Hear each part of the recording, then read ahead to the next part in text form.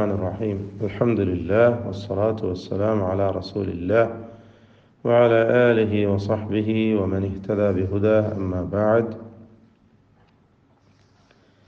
പരിശുദ്ധ ഖുർആൻ പാരായണത്തിൽ പൊതുവായി നാം മനസ്സിലാക്കിയിരിക്കേണ്ട നിയമവശങ്ങൾ, തജ്വീദ് നിയമങ്ങൾ, അത് പൊതുവായി തന്നെ നാം അറിയുകയും പാലിക്കുകയും അതനുസരിച്ച് പാരായണം ചെയ്യുകയും ചെയ്തു വരുന്നു.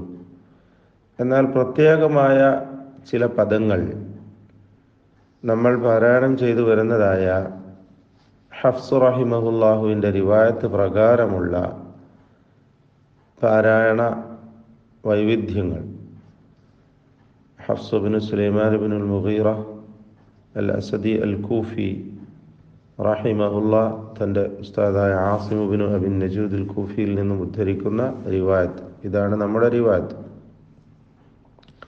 ഇതിൽ ചില പദങ്ങൾക്ക് ചില പ്രത്യേകമായ രീതികൾ സ്വീകരിക്കേണ്ടതായി പരിശുദ്ധ ഖുർആനിലുണ്ട്. അത് എല്ലാ റിവായത്തുകളിലും നമുക്ക് അങ്ങനെ കാണാൻ സാധിക്കുന്നതാണ്. ചില പ്രത്യേകതകൾ ചിലതൊക്കെ നമ്മൾ കഴിഞ്ഞ ക്ലാസ്സുകളിൽ വെച്ച് മനസ്സിലാക്കുകയുണ്ടായി. അവസാനമായി ഇന്ന് 2 കാര്യങ്ങൾ ഓർമ്മപ്പെടുത്തുന്നു. കൂടാതെ ഇനിയും ഇതിനോടനുബന്ധമായി പലതും നമ്മൾ മനസ്സിലാക്കേണ്ടതുണ്ട്. ഇൻഷാ അല്ലാഹ് സൗകര്യം പോലെ അതൊക്കെ നമുക്ക് മനസ്സിലാക്കാം. ഇന്ന് സൂചിപ്പിക്കുന്നത് സൂറത്തുൻ നംലിലെ 36-ാമത്തെ വചനം. സൂറത്തുൻ നംലിലെ 36-ാമത്തെ വചനം, പേജ് നമ്പർ 380. നിങ്ങൾ മറിച്ചു നോക്കണം. 380 ഈ വചനം നാം പാരായണം ചെയ്യേണ്ടത് فَلَمَّا جَاءَ سُلَيْمَانَ قَالَ أَتُمِدُّونَنِي بِمَالٍ فَمَا آتَانِيَ اللَّهُ خَيْرٌ. ഇങ്ങനെയാണ് നമ്മൾ ഓതി പോകുക. എന്നാൽ ഇവിടെ നമുക്ക് മനസ്സിലാക്കാം, അതുമിദ്ദൂനനി, ഈ പദത്തിൽ യാ ഉൽ മുതകല്ലിം ഹദ്ഫ് ചെയ്തുകൊണ്ടാണ് ഉള്ളത്. അതുമിദ്ദൂനനി എന്ന യാ ഉൽ മുതകല്ലിം ഇല്ലാതെയാണ് ഖുർആനിലുള്ളത്. ഇങ്ങനെ ധാരാളം പദങ്ങൾ നമുക്ക് കാണാം. യാ ഉൽ മുതകല്ലിം ഇല്ലാത്ത ധാരാളം പദങ്ങൾ പരിശുദ്ധ ഖുർആനിലുണ്ട്. എന്നാൽ അതേപോലെ തന്നെ ഫമാ ആതാനിയല്ലാഹു, ആതാനിയല്ലാഹു, അവിടെ യാഇനെ സ്ഥിരപ്പെടുത്തിയിരിക്കുന്നു. മറിച്ച് ഫമാ ആതാനില്ലാഹു എന്നല്ല നമ്മുടെ റിവായത്തിലുള്ളത്. ഇവിടെ യാ സ്ഥിരപ്പെടുത്തിക്കൊണ്ടാണ് വസ്ല് ചെയ്യുമ്പോൾ നാം ഓതുന്നത്, ചേർത്തോതുമ്പോൾ ഫമാ ആതാനിയല്ലാഹു എന്നാണ് ഓതുക. എന്നാൽ ഇവിടെ വഖഫ് ചെയ്യുമ്പോൾ ശരിക്കും ശ്രദ്ധിക്കുക. വഖഫ് ചെയ്യുമ്പോൾ ഇമാം ഹഫ്സിന് 2 വജ്ഹുകളാണുള്ളത്. 2 രീതികൾ സ്വീകരിക്കാവുന്നതാണ്. ഒരാൾ ആ പദത്തിൽ വഖഫ് ചെയ്യുകയാണെങ്കിൽ, സാധാരണ നിലക്ക് അവിടെ വഖഫ് ചെയ്യുകയില്ല, എന്നാൽ തന്നെയും വഖഫ് ചെയ്യണമെങ്കിൽ ഈ 2-ൽ ഒരു രീതി സ്വീകരിക്കാം.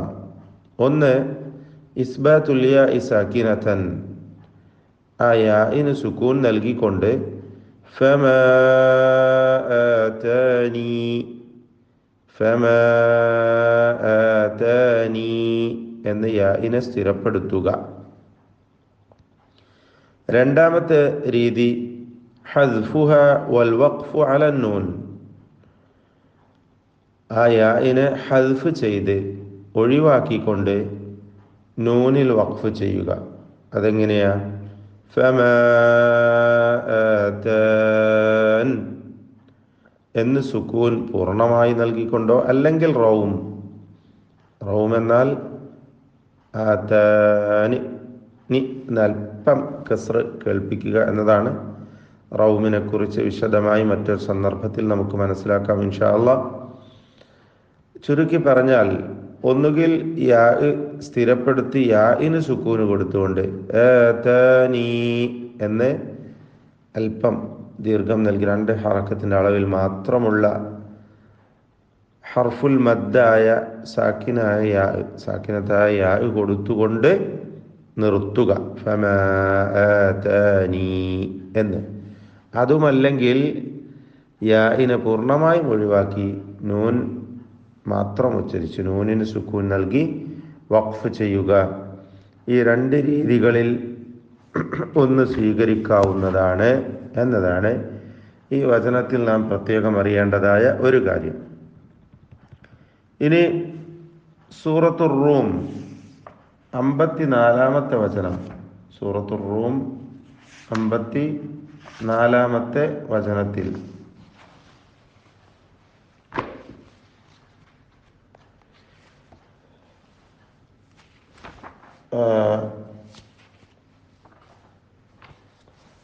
പേജ് നമ്പർ 410, പേജ് നമ്പർ 410 നിങ്ങൾ മറിച്ച് വെക്കുക.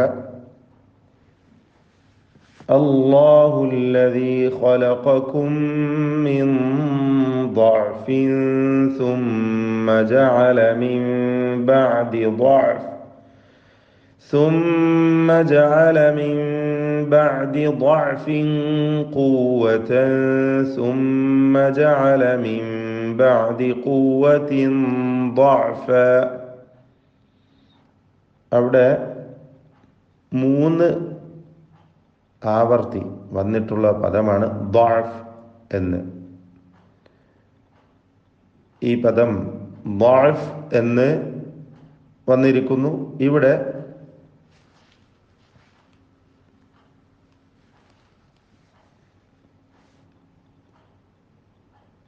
ضعഫിൻ എന്ന ഈ പദത്തിൽ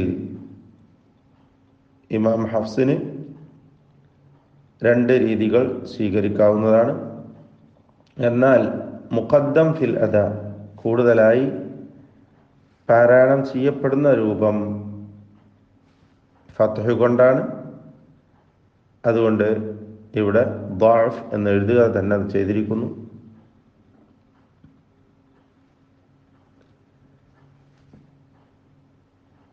അപ്പോൾ ഇവിടെ അല്ലാഹുല്ലദീ ഖലഖകും മിൻ ضعഫിൻ എന്നോ അല്ലാഹുല്ലദീ ഖലഖകും മിൻ ضعഫിൻ എന്നോ പാരായണം ചെയ്യാവുന്നതാണ്. ضعഫ് എന്ന് നമ്മൾ സാധാരണ പറയാറുണ്ടല്ലോ, രണ്ടും ലോകത്തിലുള്ളതാണ്, ഭാഷയിലുള്ളതാണ്. ضعഫ് ضعഫ്. അപ്പോൾ ഇവിടെ മിൻ ضعഫിൻ എന്ന അതാണ് പാരായണം ചെയ്യുന്ന ഏറ്റവും കൂടുതലുള്ള ആ രീതി, ആ രൂപം. അതുകൊണ്ട് ضعഫ് തന്നെ എഴുതപ്പെട്ടിരിക്കുന്നു. എന്നാൽ ضعഫിൻ എന്നും പാരായണം ചെയ്യാൻ അനുവാദമുള്ളതാണ് എന്നതാണ് സൂചിപ്പിക്കുവാനുള്ളത്. ഈ 2 പദങ്ങളെക്കുറിച്ചുള്ള വിവരണമാണ് ഇന്നത്തെ ക്ലാസ്സിൽ നാം ഉദ്ദേശിച്ചിട്ടുള്ളത്. ഇൻഷാ അല്ലാഹ് കൂടുതൽ കാര്യങ്ങൾ അൽ ഹദ്ഫു വൽ ഇസ്ബാത്ത് എന്ന ഒരു വലിയ ഭാഗം തന്നെ നമ്മൾ അറിയേണ്ടതുണ്ട്. ലോപവും സ്ഥിരീകരണവും ഒഴിവാക്കിക്കൊണ്ടുള്ള ചില പദങ്ങളെ, ചില അക്ഷരങ്ങളെ, ഹർഫുകളെയൊക്കെ ഒഴിവാക്കിക്കൊണ്ട് ഓതുന്ന രീതി. അങ്ങനെ പരിശുദ്ധ ഖുർആനിൽ ധാരാളം പദങ്ങളുണ്ട്. അത് അവിടെ വഖഫ് ചെയ്യുമ്പോൾ ആ അക്ഷരങ്ങളില്ലാത്ത രൂപത്തിലാണ് വഖഫും ചെയ്യേണ്ടത്. അതേപോലെ സ്ഥിരപ്പെടുത്തിയ ചില പദങ്ങൾ, ചില അക്ഷരങ്ങൾ സ്ഥിരപ്പെടുത്തിക്കൊണ്ട് തന്നെ ഖുർആനിൽ വന്നിട്ടുള്ളത്. ഇങ്ങനെ ഒരു വലിയ ഭാഗം തന്നെ അൽ ഹദ്ഫു വൽ ഇസ്ബാത്ത് നമുക്ക് മനസ്സിലാക്കേണ്ടതായിട്ടുണ്ട്. ഇൻഷാ അല്ലാഹ് സൗകര്യം പോലെ പിന്നീട് അതിനെക്കുറിച്ച് മനസ്സിലാക്കാം.